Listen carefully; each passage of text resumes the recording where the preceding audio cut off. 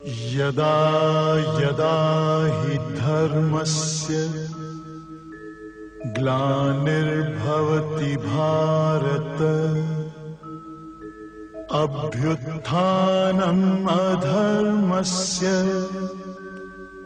तदात्मानं सृजाम्यहम् परित्राणाय साधूनां विनाशाय च दुष्कृतां धर्म संस्थापनार्थाय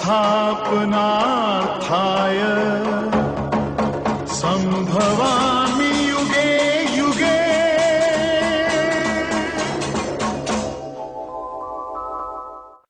कुछ प्रश्न रखते हैं कि सब अपने प्रश्न को करो और हल हो जाओ। हाँ, क्या पूछ रहे हैं भैया? गुरु हरिओम। घट जोड़े और तोड़े वही, घट जोड़ना और तोड़ना क्या होता है? ये भजन में आता है, तो काहे को करने चला, होगा वही जो रचा, मनमानी काहे करने चला। तो घट जोड़े और तोड़े वही। घट जोड़े और तोड़े, किसी को आपने गुरु जी के 4 वचन सुनाए,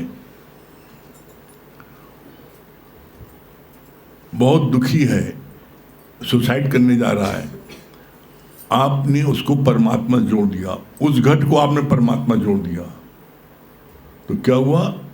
आपने एक को जीवन दान दिया। यह घट जोड़ना, जो परमात्मा से जिस घट को जोड़ दे, और एक है घट तोड़ना। कोई सत्संग नहीं आ पा रहा है किन्हीं कारणों से,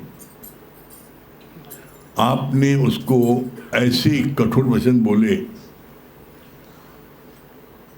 कि आज तुम 15 दिन बाद नजर आ रहे हो। कहाँ थे 15 दिन? मर रहे थे। अब जूता खाए माए हुए तो अब आए फिर, तो पता लगा आपने घट तोड़ दिया। वो सोचेगा कि ज़्यादा अच्छा तो नहीं जा रहे थे, कम से कम शांति घर बैठे थे। ये तो 15 दिन बाद गया और जूता मारा हमको इन्होंने। किसी को परमात्मा से तोड़ना घट तोड़ना हुआ, और किसी को परमात्मा से जोड़ना घट जोड़ना हुआ। किसी को आप सत्संग जोड़ते हैं, गुरु से जोड़ते हैं, ज्ञान से जोड़ते हैं, तो आपने उसका जीवन संवार दिया। और किसी को आपने माया से जोड़ा और परमात्मा से दूर किया, तो पता लगा क्या हुआ? उसका आपने घट तोड़ दिया। और जो घट तोड़ा, वो कुछ भी कर ले, दुनिया का सारा धन अपने पास अकेले इकट्ठा कर ले, सारी सृष्टि का राजा हो जाए, तो भी वो शांत नहीं रहेगा, मन में शांति नहीं आएगी। अगर ये लाइन ना होती तो गुरु जी को बोलना ना पड़ता, सगल सृष्टि का राजा भी दुखिया, प्रजा भी दुखिया, दुखिया सब संसार, सुखिया कौन? जो ले गुरु का आधार। इस जगत में आप हमें एक व्यक्ति से ला दो, एक व्यक्ति जो सत्संग से न जुड़ा हो, गुरु से न जुड़ा हो, और उसके पास में भौतिक जगत की सारी चीजें हो, उसके बाद आप उससे पूछ के आओ, देख के आओ वो शांत है, पूछो उससे,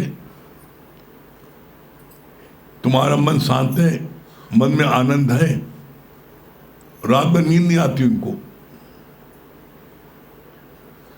हाँ, जो ज्ञान में आ गया तो फिर चाहे कितना भी उसके पास सब कुछ हो, उसके और कुछ भी ना हो, तब भी वो दुखी नहीं होता। क्यों? क्योंकि ज्ञान हमको इतना पावरफुल बना देता है, इतना पावरफुल बना देता है कि दुनिया की कोई भी परिस्थिति हमको छू नहीं पाती। दुनिया की कोई परिस्थिति नहीं छू पाती। क्यों नहीं छू पाती? कारण क्या है?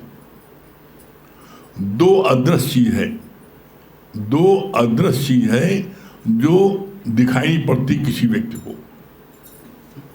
वो 2 चीज कौन है? एक है मन और दूसरा है आत्मा। मन और दूसरा आत्मा। तो आप जो है, ये 2 चीज दिखाई नहीं पड़ती। आप किसी डॉक्टर से हार्ट का ऑपरेशन करा लो, किडनी करा लो, कहीं करा लो, उससे कहो मन का ऑपरेशन कर दो। दुनिया का कोई डॉक्टर मन का ऑपरेशन नहीं कर सकता, बाकी सब चीज का ऑपरेशन कर देगा। ये मन का ऑपरेशन क्यों? मन दिखाई नहीं पड़ता, और उसी तरह आत्मा नहीं दिखाई पड़ती। मनुष्य जो है बिना गुरु की शरण आए अपने मन के अनुसार चलता है। गुरु की शरण में आने के बाद फिर वो अपने को जान जाता है कि मैं आत्मा हूं, मैं ब्रह्म हूं, तो फिर वो गुरु की आज्ञा से चलता है। आगे क्या बोला? जो अपने मन से चलता है, जब तक जीवन में गुरु नहीं मिला, मन से चले, तो परिणाम क्या हुआ? मन मत डुबोए और गुरु मत तारे। हे मेरे मन, चलना गुरु के इशारे। तो जो भी आज इस संसार में, जो कोई इस संसार में जिन्होंने गीता ज्ञान नहीं लिया है, गुरु की शरण नहीं आए हैं, आप उनको देखो, सारी चीजें हैं भौतिक जगत की, गाड़ी घोड़ा बंगला कोठी नौकर चाकर सारी चीजें हैं, लेकिन उसके बावजूद दुखी क्यों है वो? उनसे पूछो तो कोई दुख नहीं ना। वो आपसे ज्यादा दुखी हैं। जितना भया महल माड़ियां उतना भया रोग। जब धन आता है किसी के पास में तो सारी बुरी आदत उसको आ जाती है, सारी बुरी आदत आ जाती है धन आने बाद। अगर गुरु शरण नहीं है तो धन दौलत से सारी बुरी आदत आ जाती है, और सारी बुरी आदत आती है तो फिर शरीर खराब होता है, फिर 20 रोग होते हैं। फिर वो व्यक्ति जो है, जो बेईमानी जो पैसा कमाया है, फिर अपनी इलाज में खर्च करता है और कष्ट अलग सहता है। दुनिया में एक व्यक्ति ऐसा ढूंढ के लाओ जिसने गीता ज्ञान न लिया हो, गुरु शरण आया हो, और उसको जो है आप लेके आओ, वो प्रसन्नचित हो, वो आनंद में हो। पांचों चीजें, आनंद, शांति, संतोष, प्रफुल्लता, पॉजिटिव थिंकिंग, ये 5 चीजें में एक चीज उसके बाद नहीं होगी। सगल शिष्ट का राजा उसके बाद भी धन और चाहेगा। आज आप प्रैक्टिकल देख लो, जिनके पास में करोड़ों हैं, इतना धन और खुद नहीं पता, लेकिन ज्ञान नहीं है, तो आज भी वो पैसे के लिए जान दे रहे हैं, आज भी पैसे के लिए गलत से गलत कर्म कर रहे हैं। इतना धन है, उसके बावजूद भी आप देख लो, जितने पकड़े जा रहे हैं, किसी के पास 100 करोड़, किसी के पास 500 करोड़, किसी के पास कितने करोड़। अब करोड़ से नीचे बात ही नहीं होती। सारी जिंदगी वो घर बैठे खाएं तब भी खत्म नहीं होगा, लेकिन हवस, समुद्र पर्यंत धन होने के बाद भी बिना ज्ञान के धन कमाने की हवस नहीं जाती। अरे आप अभी ऐसे देख लीजिए, सत्संग में आने के बाद भी, सत्संग में आने के बाद भी जिन्होंने सत्संग में आने के पहले इतना धन कमा लिया है कि आज वो कुछ न करें, उस पैसे को बैंक में रख दें, उसके इंटरेस्ट से दोनों हाथ से लुटाएं और खाए पिए तब भी खर्च नहीं होगा, इतना धन है। लेकिन उसके बाद भी सत्संग नहीं आते वो, उसके बाद भी आदमी पैसा कमाने के लिए मर रहे हैं। क्यों? क्योंकि उनका पहला लक्ष्य ही है कि इतना धन कमा ले तो हम सबसे ज्यादा सुखी होंगे। उनको पैसा रुपए कमाने में सुख नजर आ रहा है, इसलिए कमा रहे हैं। ऐसा व्यक्ति जो है वो जीते जी भी अपने धन का सुख नहीं ले पाता, परिवार सुख नहीं ले पाता। और ज्ञानी जो है वो जो है कुछ भी हो या ना हो, वो जीते जी भी सुख, खूब आनंद में रहता है, खूब आनंद में रहता है, प्रसन्न रहता है। क्यों? क्योंकि उसके मन में कोई सोच ही नहीं ना, और जो रही से उसके मन में 50 तो सोच है। आज इसका जमा करना, आज उसका जमा करना, आज फलाना मिनिस्टर आ रहा है, आज फलाने को पैसा देना है, रात दिन चिंता में। तो इसलिए हर राही को इस ज्ञान की जरूरत है। तो आप जब इस ज्ञान को प्राप्त कर लेते हो तो फिर आपको पता लग जाता है कि इस दुनिया में सबसे उत्तम काम है किसी को परमात्मा से, गुरु से, सत्संग से जोड़ना। और आज आप देख लो,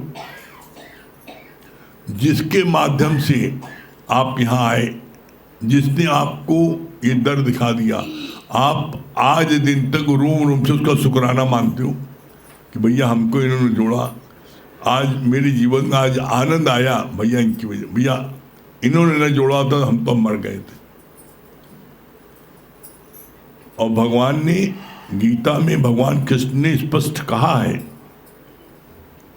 दान बहुत प्रकार के हैं, अन्न का दान, वस्त्र का दान, धन का दान, आंख का दान, ब्लड का दान, दान बहुत है। लेकिन लास्ट में क्या बोला है, मेरे मत से, ये वर्डिंग है भगवान कृष्ण बोला, मेरे मत से सबसे उत्तम दान है ये ज्ञान का दान करना। इसको उत्तम क्यों बोला गया है? किसी भी प्रकार का आप कोई दान करते हो, उस दान का गलत परिणाम हो सकता है, लेकिन ब्रह्म ज्ञान का दान करने का इसका गलत परिणाम नहीं हो सकता। क्यों नहीं हो सकता है? क्योंकि यहाँ पर ज्ञान प्राप्त करने के बाद में जिसको आप ज्ञान दिया तो उसका विवेक जागृत हो जाता है। अब जो भी कर्म करेगा उसकी जिम्मेदारी होगी।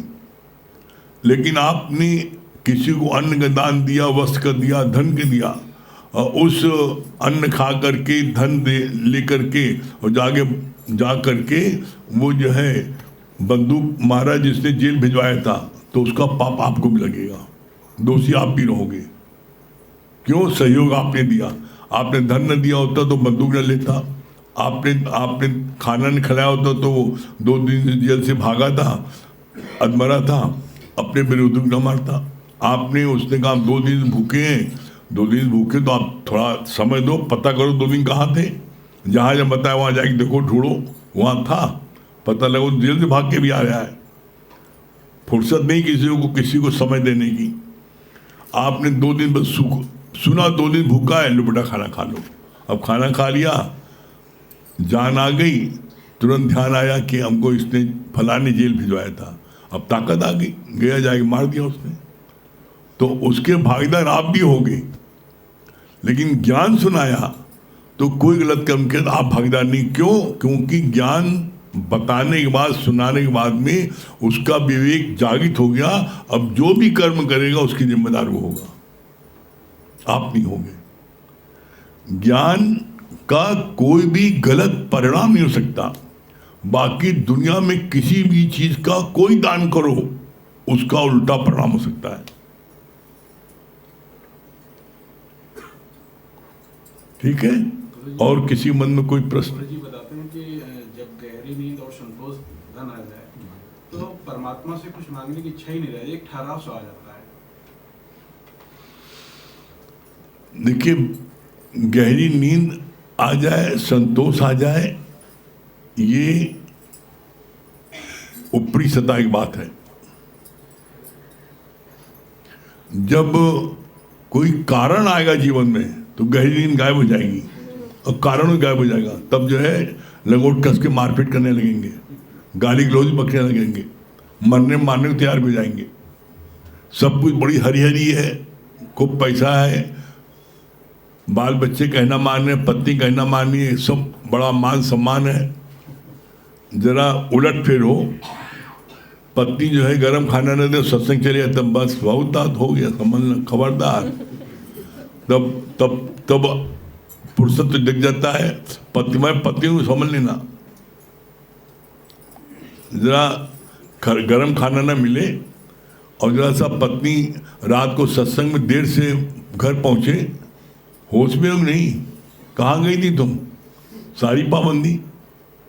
जब ज्ञान से तो बदलाव, हाँ बहुत है। अरे ज्ञान सुनने के बाद में में आप उसको भरपूर सहयोग करोगे, ज्ञान सुनने के बाद में आप उसको भरपूर प्यार करोगे, अपना हक नहीं जताओगे। ज्ञान सुनने के बाद में आप उसकी बेइज्जती नहीं करोगे। हमने देखा है कितने लोग ऐसे हैं, देखा मैंने, वो जब उनका मान सम्मान नहीं होता है तो अपनी पत्नी को उधर मारते हैं, उन्हें खूब बेइज्जती करेंगे। क्यों? मान सम्मान नहीं पाते। तो वही घर में बंधेली है और कोई किसी से बोलेंगे तो लड़ जाएगा, उसी को 4 लोगों के बीच में इंसल्ट करेंगे, बेइज्जती करेंगे, अपमान करेंगे। तो यहाँ पर भगवान ने बोला है कि बिना ज्ञान के हर कोई धोखा खाए, और चाहे निश्चिंत पूछाए, इसलिए तो ज्ञान जरूरी है।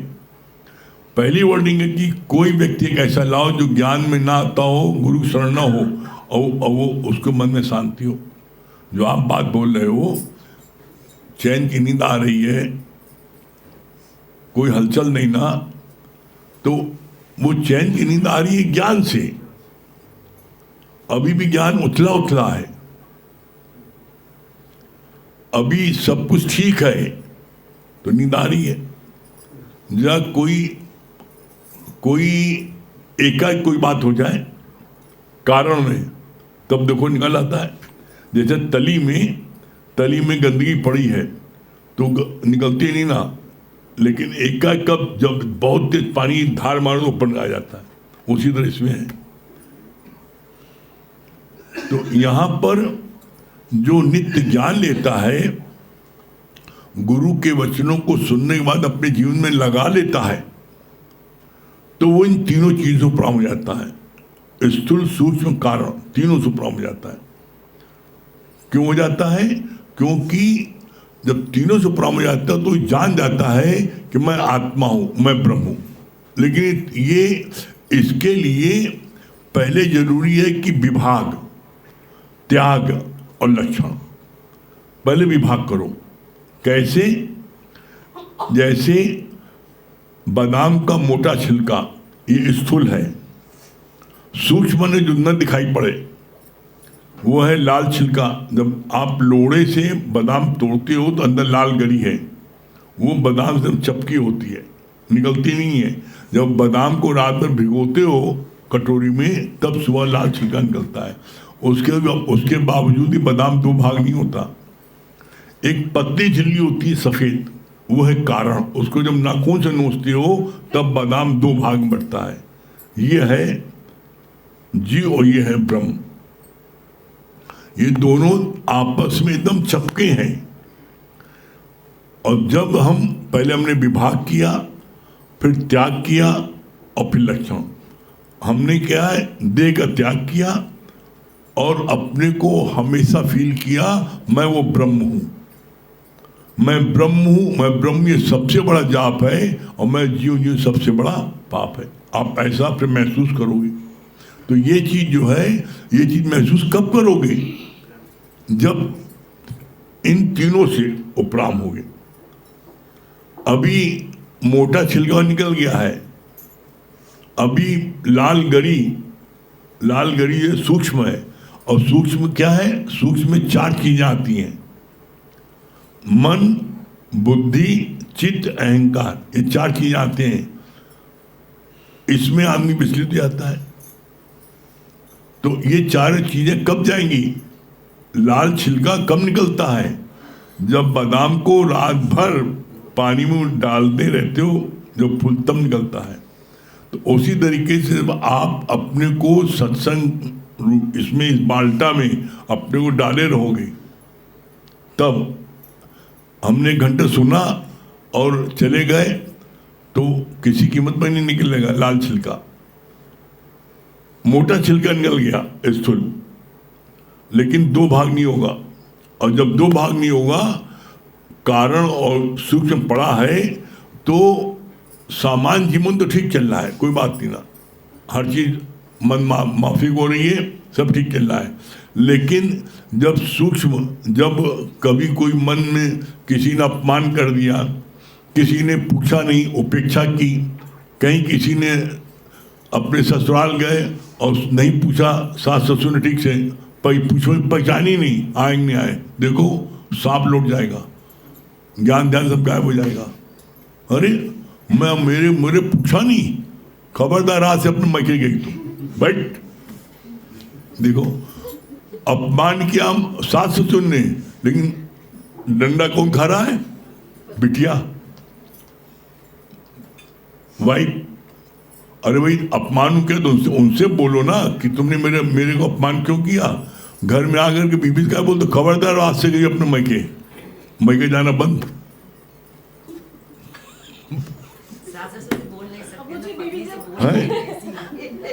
पत्नी से बोल सकते हैं ना, सास ससुर तो इसलिए बोल नहीं सकते ना, क्योंकि सास ससुर भी जवाब दे देंगे ना। क्या बस हमने दान कर दिया, कब हुआ? कन्या दान। अब दान के समझाओ, तुम्हारा काम जाने, हमसे मतलब नहीं ना। और ज्यादा करो तो भी एक एफ लिखाओ तो ना हो, पूरा घर पर जेल चला जाइए। और ये बाबा हमको कदम ठीक है, कोई बेइज्जती नहीं क्यों। ऐसे धुक जो है लड़कियां लोग कांपते हैं ऐसे। जब यहाँ एक धौस दी, बाप जो कुछ करना करो, लेकिन हमारी बिटिया को एक खरोच लगी तो पूरा घर पर जेल जाई, जो मैंने करो। फिर जब से आपने एक नया जिम्मेदारी दिया है नौतन का, जैसे ज्ञान सुनने के बाद कहीं जाते हैं, सुनाते हैं, सुनाने के बाद भी मतलब सुनते भी हैं, अपने मन को भी सुनाते हैं और लोगों को भी सुनाते हैं, अच्छा लगता है। लेकिन फिर जब वहाँ से रिवर्स होके आते हैं तो लगता है कि जो हमने सुना है क्या वास्तव में मैंने अपने जीवन में अप्लाई किया। ये देखा, ये है ज्ञान का प्रभाव। तो थोड़ा इसीलिए संजय भैया, इसीलिए तो इस ज्ञान को जल्दी को सुनाता नहीं ना, कहीं तो चक्कर में फंसते हम। तुम फंसे रहो, हमने सुना बस इसलिए कि आप जिसको सुना के आए हो वो 1000 पावर जब आपको जांचेंगे। गुरु जी ने मुझको यही बात बोली, जब मैंने पैर छुआ उनके, तो उन्होंने कहा तुम जो है पैर छू को मारेंगे हम।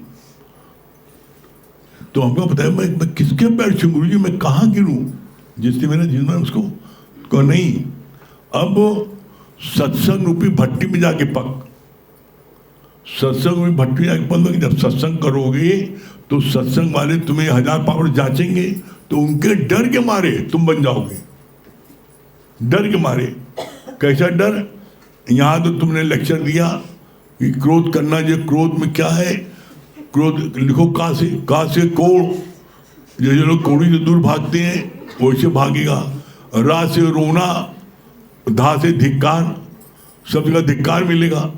ये तुमने कहा क्रोध दूर आग है, अपना भी जलता है, जिसको ऊपर क्रोध करता है उसको भी जलाता है। सब बोल क्या है सत्संग में। अब घर पर तुम आतिमान तुमने जो है अपनी पत्नी पर क्रोध करना शुरू कर दिया। और जब क्रोध कर दिया उसी में कोई सत्संगी आएगा, एकदम ताला लग जाता है, जैसे कुछ हुआ ही नहीं ना।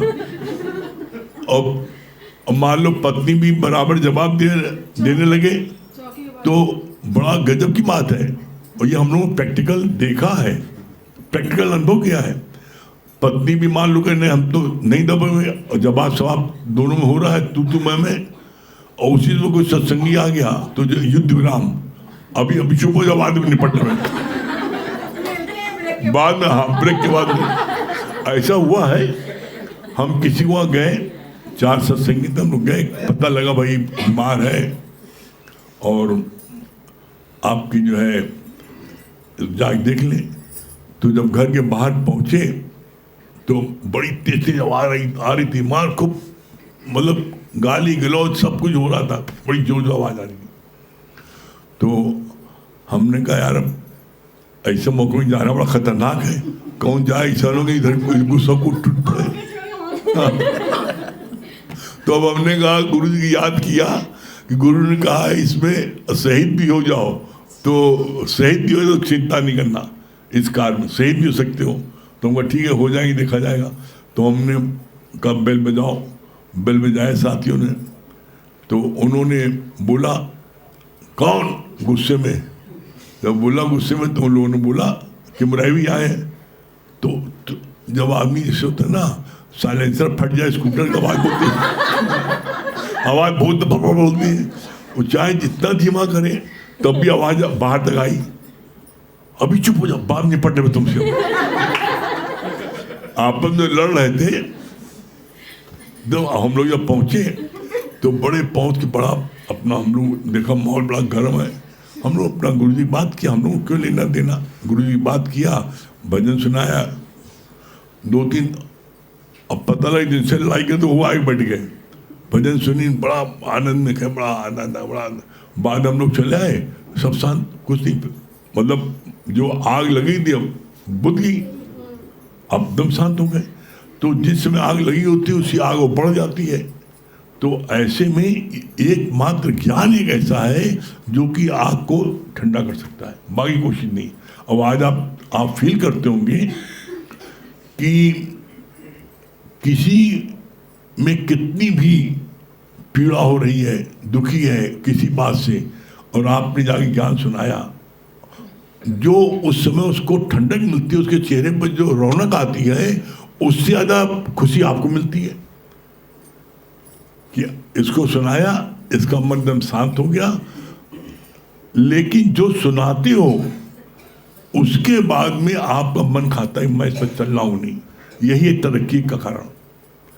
ऐसे सोचते जाओगे आपके अंदर तरक्की होती जाएगी। हाँ, और किसी मन में?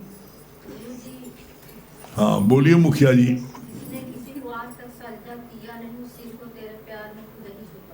हाँ, वाह, वेरी गुड। तो हमारे आगे झुके, हम गुरु के आगे झुक गए।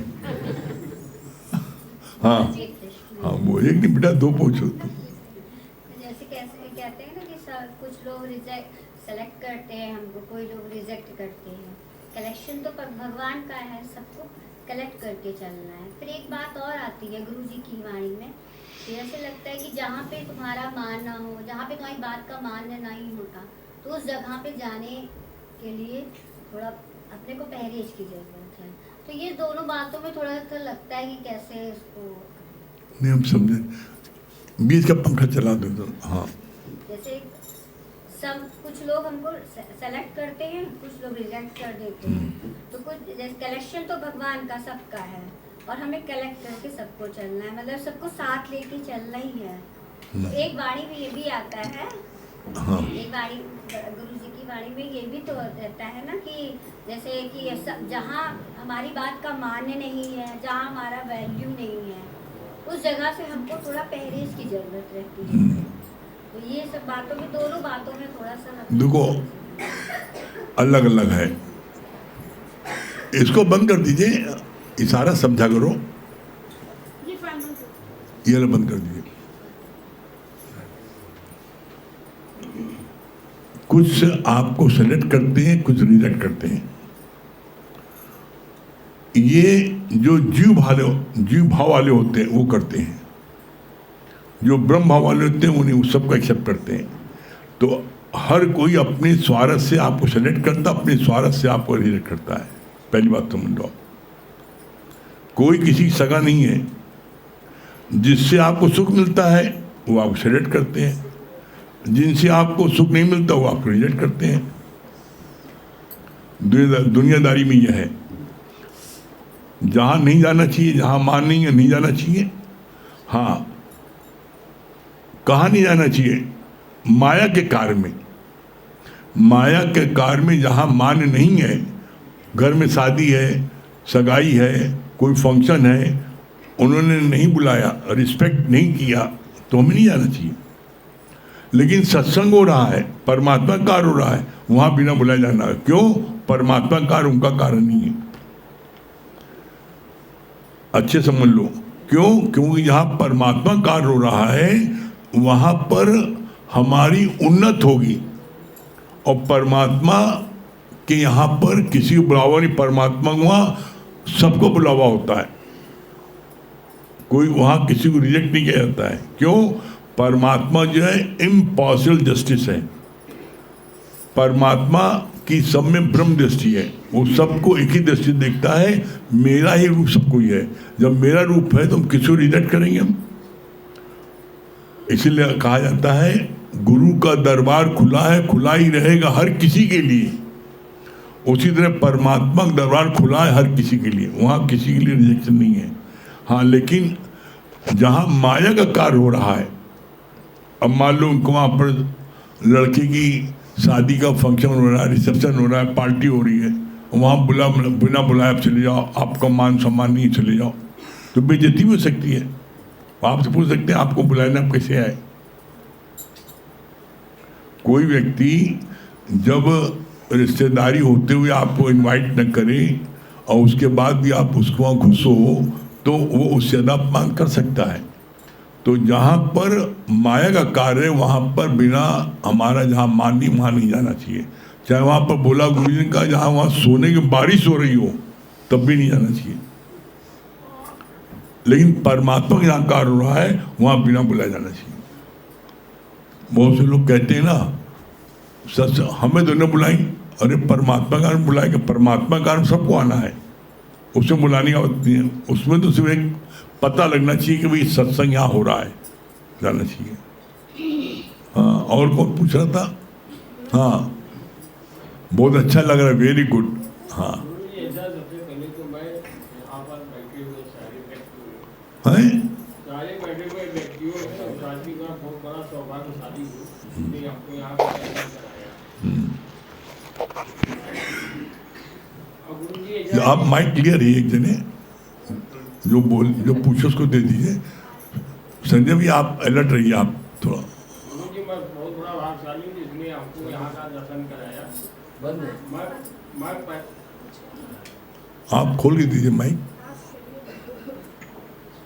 मुझे यहाँ पे 55 साल हुए रहते हुए और मुझे यहाँ की जानकारी नहीं थी। हमारे दुख मुसीबत को देख के किसी परिवार के आदमी ने यहाँ की हमको जानकारी दिया और मैं यहाँ पर आया। अभी मैं 1 महीने से आता हूँ। हमको आपके आशीर्वाद से बहुत ही ज़्यादा ही यहाँ आने का एक नशा जैसा हो गया। अभी 3 दिन 4 दिन से मैं बहुत ज़्यादा डिस्टर्ब कर रहा हूँ। अच्छा, एक बार आपने हमसे और पूछा था, तो हमने यही कहा था कि हम गुरु जी आपको क्या बताएं, आपको सब जानकारी है।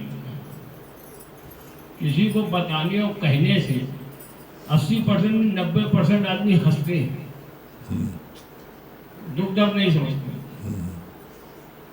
और कृपालदर्शी से मैं क्या कहूँ, बाकी सब आपकी कृपया है। अभी रात को देखिए हमारे साथ घटना हुई, जैसे हमको कोई रोकता है यहाँ आने से। राक्षस लोग रोकते हैं। मैं 10:15 बजे आया और आपका आशीर्वाद से मेरे 2 दामाद हैं और दोनों दामाद जो हैं बहुत ही भाग्यशाली लोगों को ऐसे दामाद। एक दामाद देख रहे हैं जिनको आप सब लोग जानते हैं। मैंने किसी जन्म में बड़े अच्छे कर्म किए थे जो ऐसे मुझे ऐसे दामाद मिले और बाकी आपकी कृपया से सारे दुख मुसीबत दूर हुए। हाँ, और किसी मन में कोई प्रश्न? हाँ बोलो बेटा, माइक दे दे। गुरु जी हरिओम। मेरा ये प्रश्न था कि जैसे हम कोई चीज़ बोल देते हैं फिर वो तुरंत टिक नहीं करता कि हम बोल रहे हैं ये चीज़ गलत है, लेकिन बोलने के बाद लगता है कि ये गलत है, तो ये कब तक रहेगा, मतलब कैसे ये जाएगा? तुम किसी को चीज बोल देती हो, तुम्हें बाद में पश्चाताप होता मैंने गलत बोल दिया। हाँ, लगता है कि बहुत गलत हो गया, बहुत ऐसे नहीं बोलना चाहिए, किसी को हर्ट हो गया या वहाँ नहीं बोलना चाहिए जहाँ जरूरत थी। हाँ, तो ये ज्ञान सुनने से ये उपलब्धि हुई है। पहले तो बोलने के बाद में मन में आता था ठीक कर दिया हमने इसको। पहले गंदगी रहने पर तो ये होता था आज मैंने इसको ठीक कर दिया। अब मन में सफाई आ गई है तो अब हमारा मन हमको सारे गलत कर्मों को अच्छे कर्म दिखाता है। तोरा मन दर्पण कहलाए और भले बुरे सारे कर्मों को देखे और दिखाए। जग से भाग ले प्राणी पर मन से भाग न पाए, तोरा मन दर्पण कहलाए। अब तुम्हारा मन ज्ञान सुनते सुनते इतना साफ हो गया है कि अब तुम किसी को जोर से बोलोगे तो तुम्हें अंदर में बाद में फील होगा हमने गलत किया, हमें जोर से नहीं बोलना चाहिए था, हमें प्यार से बोलना चाहिए था। क्यों? क्योंकि मन एकदम साफ हो गया है।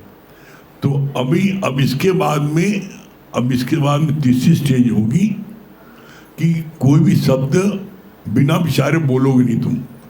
आता ना, बिना विचारे जो करे सो पाछे पछताए, और काम बिगाड़ो आपने जग में हो धसाए। तो अभी जो है एक सफलता मिली है। अब इसके बाद दूसरी सफलता होगी कि बिना विचारे बोलोगे नहीं, और फिर इसके बाद में क्या होगा? आनंद में झूमोगे, फिर आनंद में झूमोगे। और इस एज में जो आप लोगों बच्चों की एज है, इस एज में आने का फल क्या होगा? जो फल तुमको प्राप्त होगा और जो तुम कार्य गुरु करोगी वो कोई दूसरा नहीं कर सकता है। कारण क्या है? सत्संग में आने का, जो बुढ़ापे में आते हैं, ज्ञान सुना तो उन्होंने सिर्फ अपना उद्धार कर लिया, मुक्ति पा गए। जो जवानी में आते हैं वो अपना उद्धार तो करते हैं, लेकिन वो जो है वो धरती का मौज भी लेते हैं, उसको बोलते हैं जीते जी मुक्ति है। वो हंसंदियाँ खेलंदियाँ खावंदियाँ बिछो, वो हंसते खेलते कूदे खाते पीते मौज मस्ती लेते हुए ज्ञान प्राप्त करते मुक्त हो जाते हैं, वो धरती का आनंद लेते हैं। और जो आ जाती यंग एज में, वो जो है धरती की मौज भी लेते हैं, मुक्त भी होते हैं, और हजारों को मुक्त भी करते हैं। वो हजारों मुक्त करते हैं तो उसका आनंद लेते हैं। तो इसीलिए बोला जाता है बचपन में ज्ञान हीरा है। बचपन में ज्ञान हीरा क्यों है? क्योंकि तुम तो मुक्त हुए और तुमने अपने पूरे जीवन की मौज भी लिया। मौज लेने के साथ साथ तुमने हजारों को मौज दिलाया, हजारों को मुक्त किया। इसलिए गुरुजी है बच्चों को बहुत पसंद करते हैं कि जो छोटे एज में आ जाते हैं वो जो है गुरु कार्य को करेंगे, वो हजारों मुक्त करेंगे। और इसका प्रत्यक्ष प्रमाण है, आप देख लो भाई। दादा भगवान जब आए थे 40 साल बाद आए तो नुकसान हुआ, तो उनको आए थे तो उनके ज़माने में मुश्किल से 10-5 लोग थे, बस ज्ञान सुन 10-5 लोग थे। गीता भगवान आए, लक्ष्मी भगवान आए, उससे दुगने तिगने हुए। उसके बाद गीता भगवान और उससे 4 गुने बढ़े। उसके बाद में प्रमला भगवान आए, 1000 गुना बढ़ गए। क्यों? उन्होंने स्टूडेंट लाइफ में ज्ञान ले लिया था, वो पढ़ाई कर रहे थे डॉक्टरी की, उसी में ज्ञान ले लिया था। तो उन्होंने शादी ब्याह नहीं किया, उन्होंने ज्ञान को बांटा, तो आज वो ज्ञान जो है हजारों गुना बढ़ गया।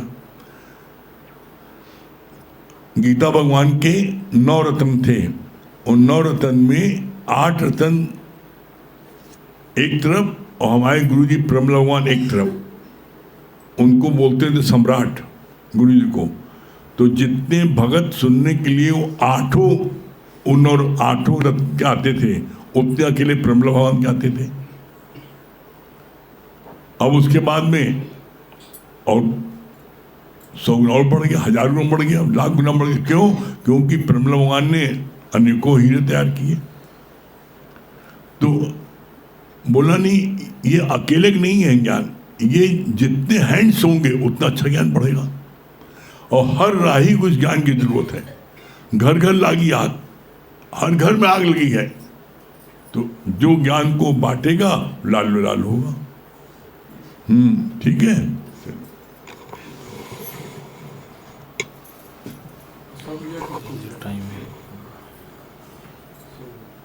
हाँ बोलिए। हरिओम गुरु जी। हमारे सत्संग में एक प्रश्न आया था गुरु जी कि ईश्वर अंश जीव अविनाशी, जीव तो अविनाशी है, ईश्वर का अंश है। जब शरीर शांत हो जाता है तो सब चीजें क्षितिजल पावक गगन समीरा सब जहाँ की चीजें हैं वहाँ मिल जाती हैं। अंत वेले की वासना में जो फंसता है वो 84 योनियों में चला जाता है। जो अंत आपका प्रश्न क्या है? मेरा प्रश्न है, फिर जब ये जीव जो है वो अपना सब जगह आपने मिल गए, फिर ये पितर कहाँ से आ गया? पितर कहाँ से आ गया? ये जो लोग कहते हैं अज्ञानी है। पितर उतर कुछ नहीं होता। आप भी तो किसी के पितर हो। आप तो कोई खिलाई साहब को है? ये जो है ये भ्रम है, मान्यता है, पुरानी मान्यता लोग करते आ रहे हैं। तो गुरु जी बोलते हैं इसमें हमें कोई इतराज भी नहीं, जिसकी श्रद्धा करे हमें कोई जानना। लेकिन ये सब पुराने रीति रिवाज हैं। पितर, तो गुरु जी ने बोला, प्रश्न किया कि आप तो किसी के पितर हो, आपको कोई खिलाई मालपुआ आज तक? आओ पितर महाराज खाओ। खाद कौन हो? पंडित। वो तो जैसे एक बड़ी गरीब थी, उससे पंडित जी ने कहा कि भैया तुम्हारे आदमी हमारे सपने में आ रहे हैं और कहीं बहुत दिन से तुम मेवे खीर नहीं खिलाओ, होगा अपना खाने की सूखी रोटी बंद नहीं दिखा, मेवे खीर कहाँ से खिलाई मैंने। लेकिन गुरु भक्ति गुरु पास आती थी, तो उसने कहा कि गुरु जी ऐसा ऐसा कहा है, मेरे पास कुछ नहीं ना। तो गुरु जी को ध्यान था कि उसके आदमी को डायबिटीज थी, तो कहा ठीक है पंडित के तो सब खिलाएंगे, आओ। और बनाना कुछ नहीं, और जब वो खाने के लिए बैठ जाए तो उनसे बताना हमारे पति जो है खाने के पहले, खीर खाने के पहले इंसुलिन का इंजेक्शन लगाते थे। पहले इंजेक्शन लगा दी, उन्होंने तकलीफ हुई है तो कहीं बैठो इंजेक्शन लगाई थे, पंडित जी भागे तेजी से। तो अरे भाई जब खीर पहुंचाओ तो इंजेक्शन भी पहुंचाओ। तो आज तो कोई खाने नहीं आया।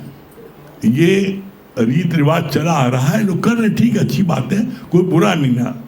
मतलब देखो दुनिया में कोई चीज बुरी नहीं है। क्यों बुरी नहीं है?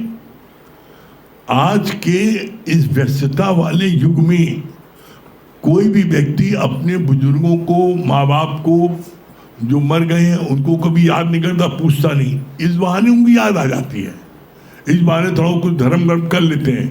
नहीं आदमी इतना नास्तिक हो गया, याद ही नहीं करता, न कुछ करता है, तो इसी बहाने वो कर लेते हैं। अच्छी बात करने दो, कोई बुरा नहीं ना, करें।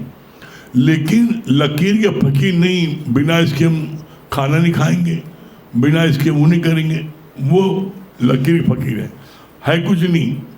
लेकिन इसी बहाने जो हमारे बड़े बुजुर्ग हैं उनको याद करते हो आज के दिन, अच्छी बात है। किसी चीज में बंधना वो गलत है, बस। ठीक है।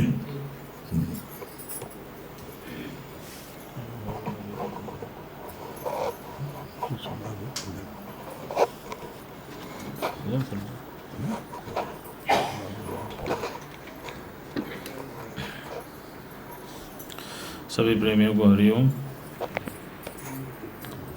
सबसे पहले तो आज हम लोग के सत्संग के सेवाधारी दिनेश भैया, जो छुपे हुए सेवाधारी आज इनका जन्मदिन है, तो इनके लिए जोरदार ताली। आपकी ताली से इनके चेहरे में प्रसन्नता नहीं दिखी, और जोर बजाइए कि प्रसन्न है।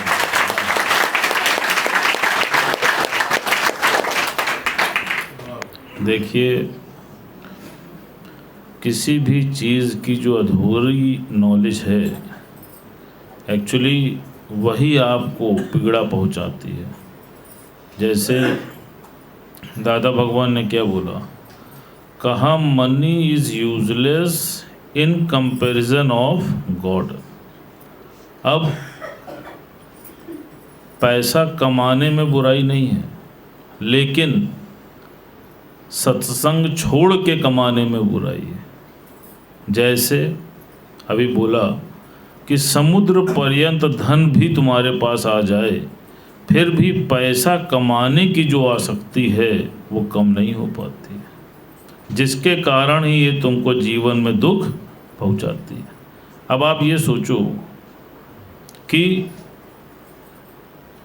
जो कल बीत गया 30 सितंबर, तो 2000 की जो नोट थी वो कल बंद हो गई, लेकिन जो 2000 की नोट थी और जो उसका संचय कर रहे थे, सही बात है, 2000 की नोट थी, 2000 में ही चल रही थी, लेकिन जिसको इस बात की नॉलेज नहीं है कि ये नोट 30 सितंबर को बंद हो गई है और वो आज भी संचय करने पे लगा है।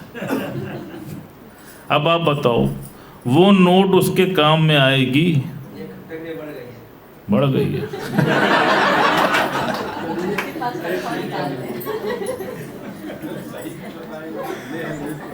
अब आप सोचो, इसी प्रकार तुम जो कुछ भी कर्म कर रहे हो, जैसे भगवान ने बोला बिन भोगे छूटे नहीं कर्म गति बलवान। जब हम ज्ञान में आ जाते हैं, गुरु की शरण आ जाते हैं, तब हम जीवन में वो पूरी नॉलेज पा जाते हैं। और जब तक नहीं आते हैं तब तक आप देखो, अधूरी नॉलेज के कारण ही हर जगह हम असफलता को प्राप्त करते जाते हैं। जैसे किसी का भी मन, आप देखो, सत्संग आने के पहले क्या इतना सामर्थ्यवान था, इतना शक्तिशाली था, इतना प्रभावशाली था? आप देखिए, हर एक का मन पहले यही कहता है तुमसे नहीं होगा, लेकिन जब तुम गुरु की शरण आते हो तब वही मन तुमसे क्या कहता है? नहीं, तुमसे हो पाएगा। क्यों? क्योंकि तुमने गुरु वाक्य सत्यम करके देखा है।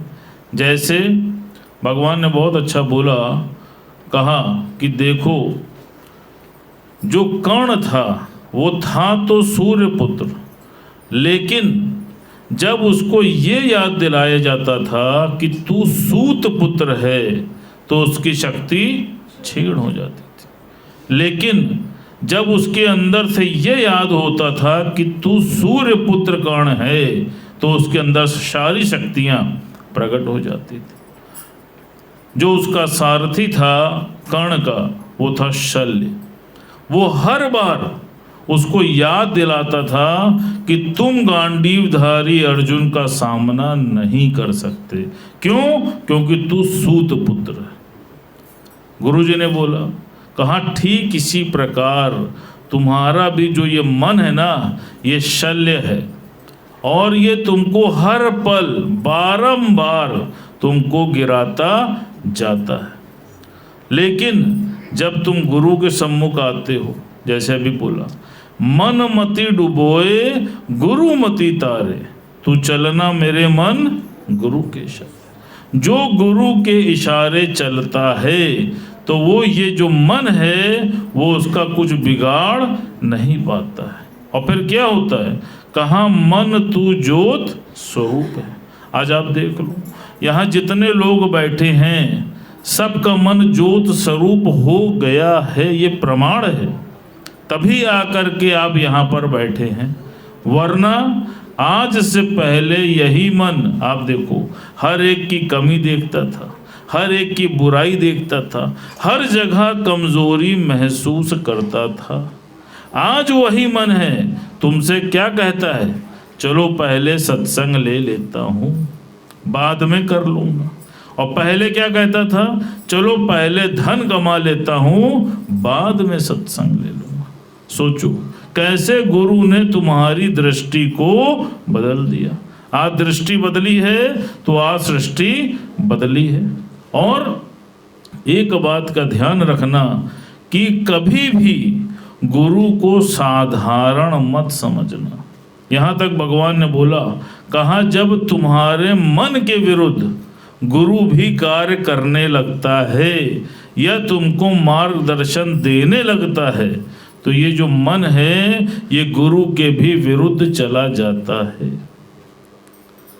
लेकिन जो गुरु के प्रति अंधी श्रद्धा, अटूट विश्वास और अथाह प्रेम रखता है वो जीवन में मंजिल को अवश्य पाता है।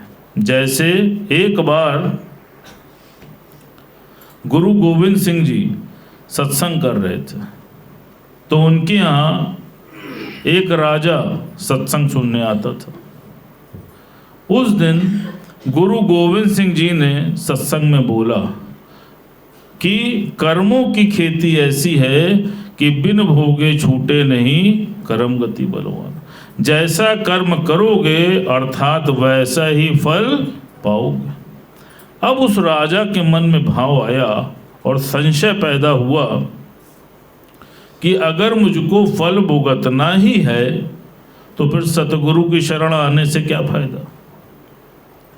अब उसके मन में शंका पैदा हुई। इधर गुरु गोविंद सिंह ने जब उसके चेहरे के भाव को देखा तो उन्होंने उसको पढ़ लिया, कुछ नहीं बोले, सत्संग करते रहे।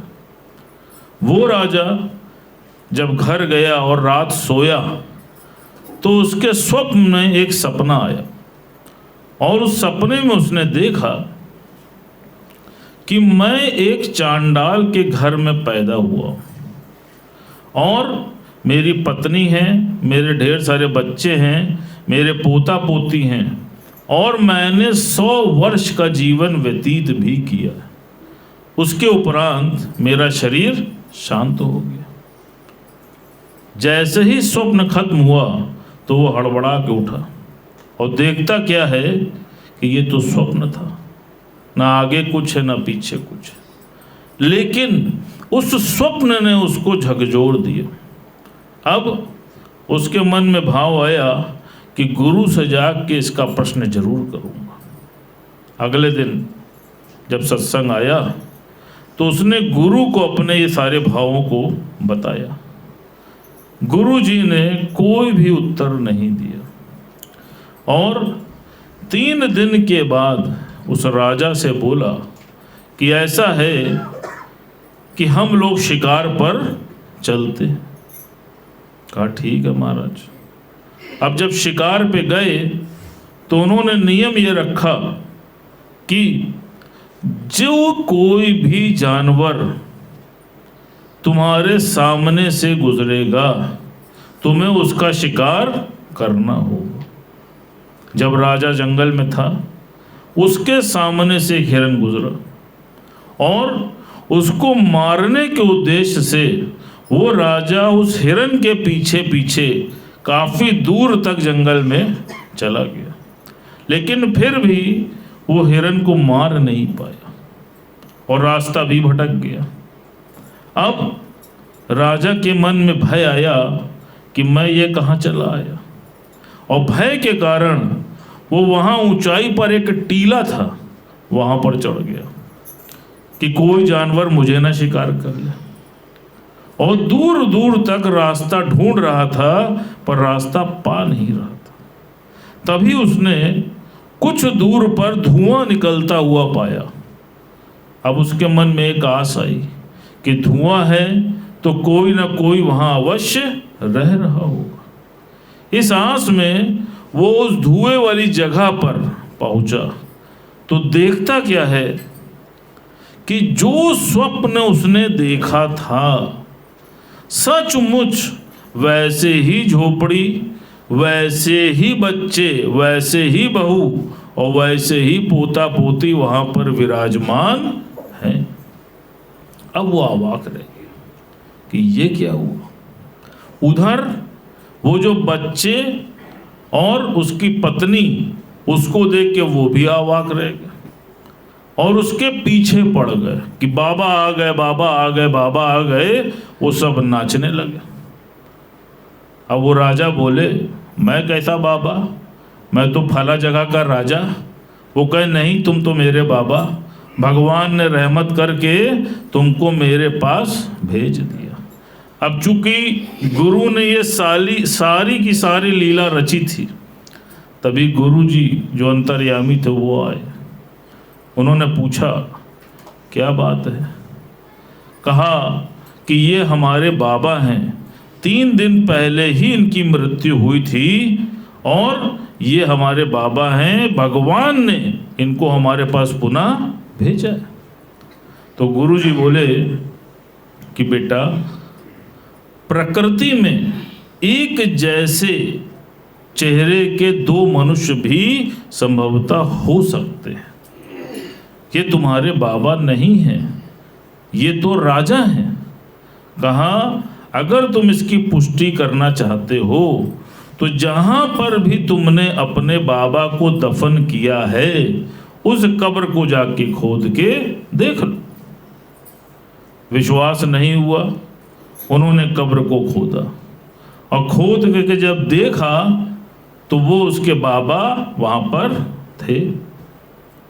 अब गुरुजी मुस्कुराए और उस राजा से बोले कि तुम्हें तुम्हारे प्रश्न का उत्तर मिला। कहा क्या मतलब गुरुजी? कहा कि देखो, जो तुमने स्वप्न देखा था वो तुम्हारे संचित कर्म थे और तुम्हारे कर्मों की एक रेखा ऐसी थी कि जिसमें तुमको सचमुच किसी चांडाल के घर में 100 साल रहना था, लेकिन चूंकि तुम सच्चे सतगुरु की शरण आ गए और नित्य प्रतिदिन सत्संग आने लगे, उसका परिणाम ये हुआ कि तुम्हारे जो 100 साल के कर्म थे वो एक रात के स्वप्न में कट गए। ये होता है सच्चे सतगुरु का सानिध्य। उसकी अक्ल आ गई, गुरु के चरणों में गिर गया। इसीलिए गुरु जी कहते हैं कुछ ना बिगड़ेगा तेरा सतगुरु शरण आने के बाद और हर खुशी मिल जाएगी चरणों में झुक जाने की। तो ध्यान रखना कि गुरु के मुख से कुछ भी निकल जाएगा तो वो पूरा हो जाएगा। क्यों? क्योंकि गुरु ने सिद्ध कर लिया है। और श्रद्धावानम लभते ज्ञानम, अश्रद्धालु नाशनम। तो जिसके अंदर भी मन में कोई भी शंका भ्रम पैदा हो तो गुरु से प्रश्न करके उसको अवश्य दूर कर लो, नहीं तो परिणाम क्या होगा? अगर तुम गुरु से दूर हो गए तो ध्यान रखना कि फिर 84 में फंस जाओगे और गुरु के पास आओगे तो 84 से बच जाओगे। अब बताओ क्या करना है, फंसना है कि बचना है? सबको बच रहा है। मुकेश भैया ज्यादा पावरफुल है।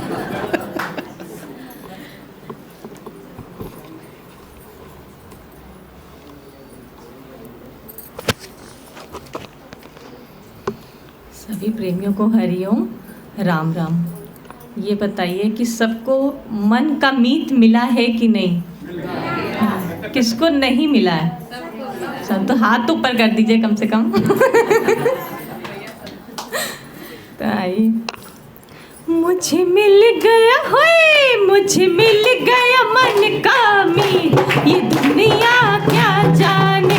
मुझे मिल गया मन का मीत, ये दुनिया क्या जाने।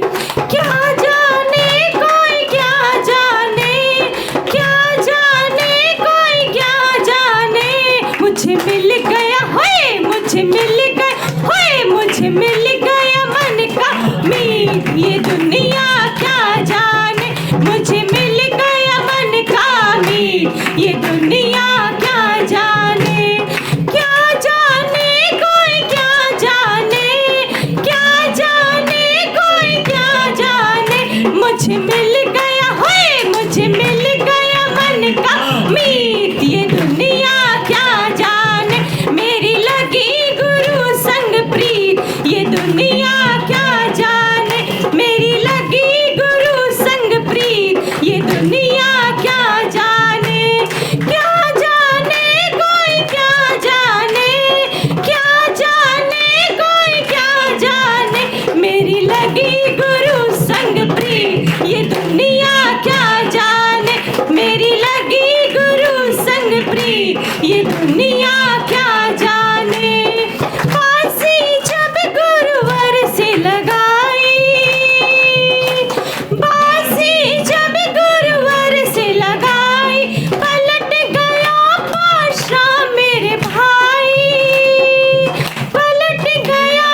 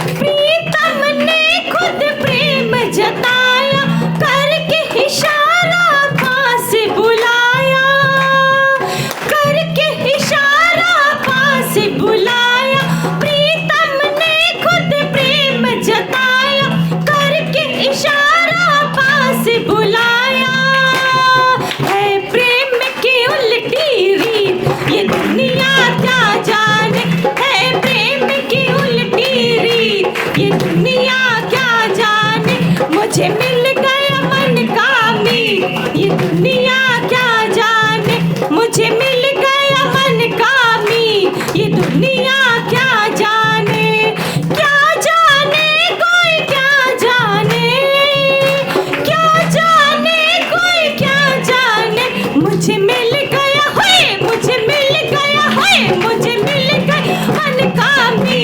ये दुनिया क्या जाने मेरी लगी गुरु संग प्री, ये दुनिया क्या जाने मेरी लगी गुरु संग प्री, ये दुनिया क्या जाने। ताल अलग है, राग अलग है, ताल अलग है, राग अलग है, ये वैराग अनुराग अलग है, ये वैराग अनुराग अलग है, ताल अलग है, राग अलग है, ये वैराग अनुराग अलग है। मन गाए होए, मन गाए किसके गीत, ये दुनिया क्या जाने, मन गाए किसके गीत, ये दुनिया क्या जाने। मुझे मिल गया मन कामी, ये दुनिया क्या जाने, मुझे मिल गया मन कामी, ये दुनिया क्या जाने। क्या जाने कोई क्या जाने, क्या जाने कोई क्या जाने, मुझे मिल गया होए, मुझे मिल गया होए, मुझे मिल गया मन का दुनिया क्या जाने मेरी लगी गुरु संग प्री, ये दुनिया क्या जाने मेरी लगी गुरु संग प्री, ये दुनिया क्या जाने। सत्संगी होकर सब सीखा, सत्संगी होकर सब सीखा, काम क्रोध खोकर सब सीखा, काम क्रोध खोकर सब सीखा, सत्संगी होकर जब सीखा, काम क्रोध खोकर जब सीखा। कैसा है होए, कैसा है ये संगी, ये दुनिया क्या जाने, कैसा है ये संगी, ये दुनिया क्या जाने। मुझे मिल गया मन कामी, ये दुनिया क्या जाने, मुझे मिल गया मन कामी, ये दुनिया क्या जाने।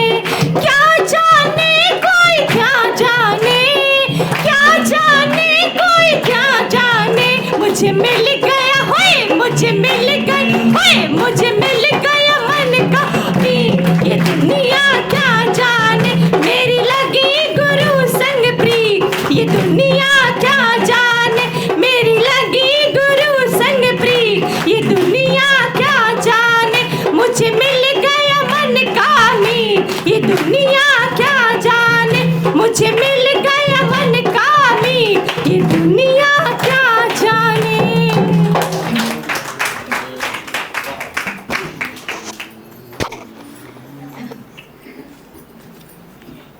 ये आज शाम का सत्संग 5 बजे प्रहलाद भैया आदर्श नगर भावपुर अर्चना केसरवानी दामिनी हॉस्पिटल के सामने अतरसिया शाम 5 बजे अर्चना नीलू जी के यहाँ पर शाम 5 बजे होगा। विनोद गुप्ता राम बाटिका के पास शाम 5 बजे, अशोक शर्मा डांडी नैनी शाम 5 बजे, नरेंद्र भैया चित्रा जी चौपटका शाम 5 बजे और सुशील केसरवानी राजापुर चौराहा हनुमान मंदिर के पास शाम 5 बजे। और संडे को फिर 6:30 बजे होगा प्रेम भैया मीरापुर 6:30 बजे, दारा सिंह सदियापुर गुरुद्वारे के पास 6:30 बजे, सुशील भैया अर्पणा जी मुठ्ठीगंज बड़ा चौराहा, डॉक्टर प्रीति श्रीवास्तव ज्वालादेव इंटर कॉलेज के पास और पद्मा केसवानी शिव भैया कटरा शाम 6:30 बजे। रात को 8:30 बजे होगा मंगल सिंह लक्ष्मी सिंह ऊंचा मंडी, मुकेश भैया डॉक्टर काला नरसिंह के पास मीरापुर, घनश्याम जायसवाल बबलू भैया मनमोहन पार्क के सामने सनातन धर्मशाला के सामने रात 8:30 बजे, द्वारका भैया दरियाबाद, राम पलट विश्वकर्मा और कृष्ण प्रसाद शर्मा, इनको रात को 8:30 बजे इनको होगा। इसके अलावा सोमवार से शनिवार दोपहर में सत्संग होता है विभिन्न स्थानों पर। संजय भैया और सुशीला जी राजापुर सोमवार को 3 बजे से, दूसरा संगीता जी के सामने, उनका नाम क्या है, निर्मला देवी, महेश भैया और संगीता के सामने निर्मला देवी, इनके यहाँ पर दोपहर में 1 बजे से होगा सोमवार को। पूनम जी को आप मंगल को 3 बजे से। अरविंद और सीमा गौड़ कटरा में बुधवार को 3 बजे से।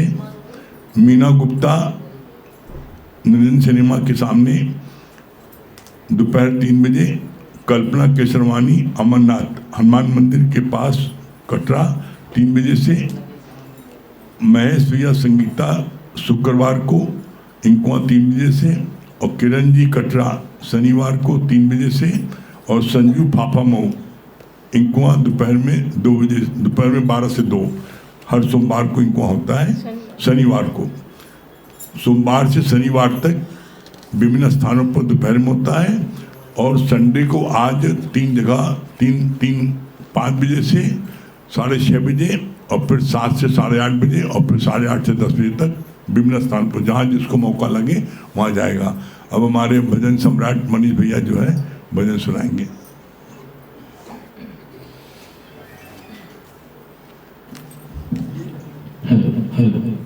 और अभी सत्संग के बाद में जो हमारे सत्संग के 9 रतनियाँ हैं और विशेष रतन और विशेष रतनियाँ, वो रुक जाएंगे, 5 मिनट उनसे बात करनी है, उसके चले जाएंगे।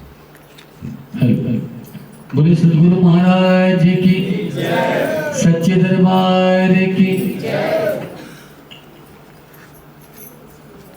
एक बारी जो गुरुवर की नजरों का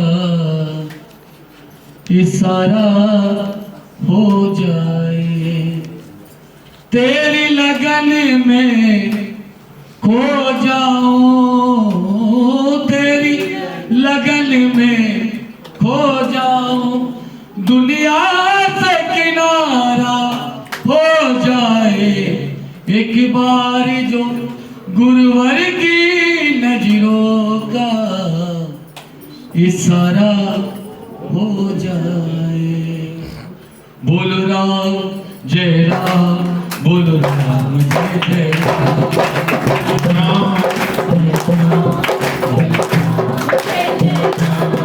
बोल राम जय राम, बोल राम जय जय राम, बोल राम जय राम, बोल राम जय जय राम। एक बारी जो गुरुवर की नजरों का इशारा हो जाए। बोल राम जय राम, बोल राम जय जय राम, बोल राम जय राम, बोल राम जय जय राम। सिया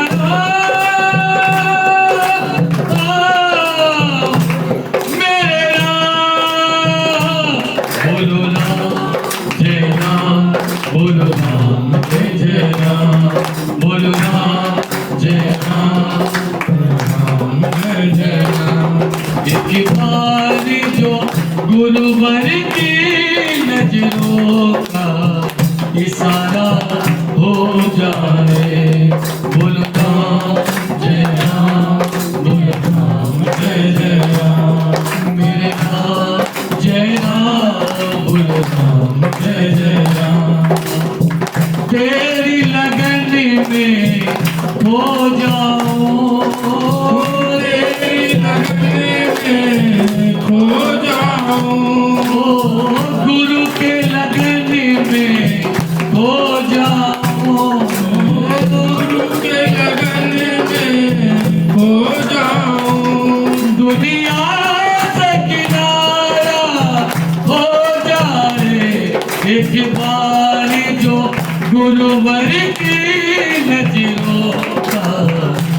सारा हो जाए। बोलो राम जय राम, बोलो राम जय राम, बोलो राम जय राम, बोलो राम जय राम। गुरु के नाम की भक्ति कर ले, जीवन तेरा पार हो जाए।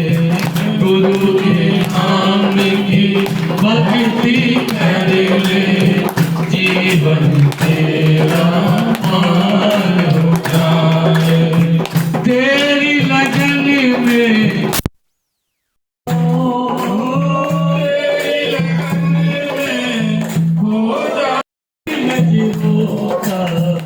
सारा हो जाए।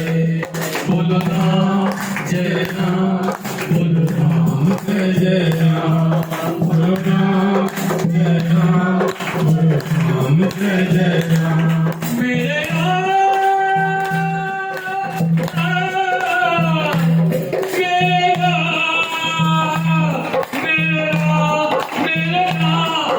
बोलो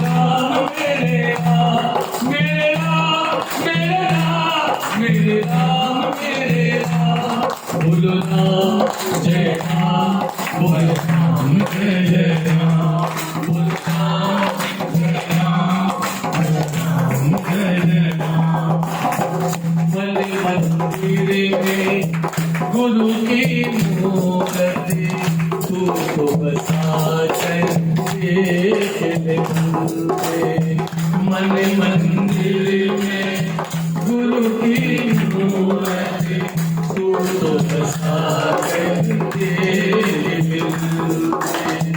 करुणामयी और ममतामयी है, करुणामयी है, ममतामयी है। भक्ति से उतारा हो जाए एक बार जो गुरुवर की नजरों का इशारा हो जाए। बोलो राम जय राम, बोलो राम जय राम, बोलो राम जय राम, बोलो राम जय राम। क्यों तो भटकता है मोह माया में, धन दौलत की माया में। क्यों भटकता है मोह माया में, धन दौलत की माया में। सब कुछ तुझको मिल जाएगा, सब कुछ तुझको मिल जाएगा। गुरु के चरण को छू कर दे एक बार जो गुरुवर की नजरों का इशारा हो जाए। बोलो राम राम, राम जय राम, बोलो राम जय राम, राम जय राम। साथ समुंदर पार तुझा कर देखे प्राणी जा करके।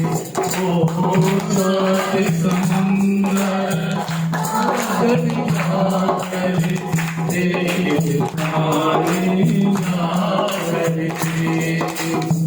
ऐसा सुख तुझे मिलेगा नहीं, ऐसा सुख तुझे मिलेगा नहीं। तो सतगुरु महिमा गाते थे एक बार जो गुरुवर की नजरों का इशारा हो जाए।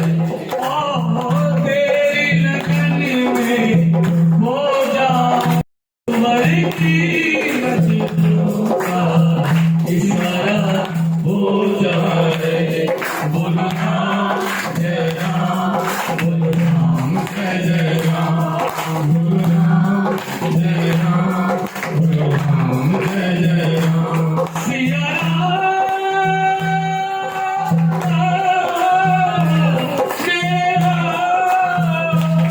बोलो बोलो राम जय राम, बोलो राम जय राम, बोलो राम जय राम, बोलो राम जय राम।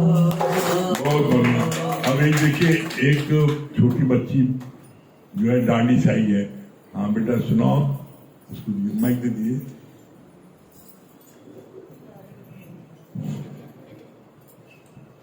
हरिओम राम राम। गुरु जी के चरणों में कोटि कोटि नमः। कुछ नहीं बिगड़ेगा तेरा गुरु शरण आए। कुछ नहीं बिगड़ेगा तेरा गुरु शरण आए।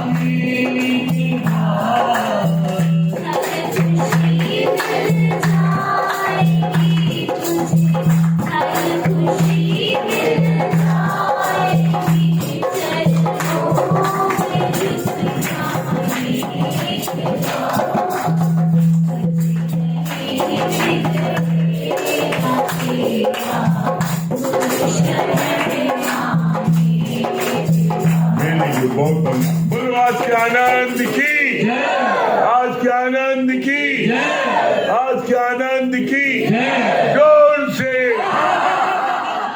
और जोर से और जोर से। आज शाम को सुशील केसरवानी राजापुर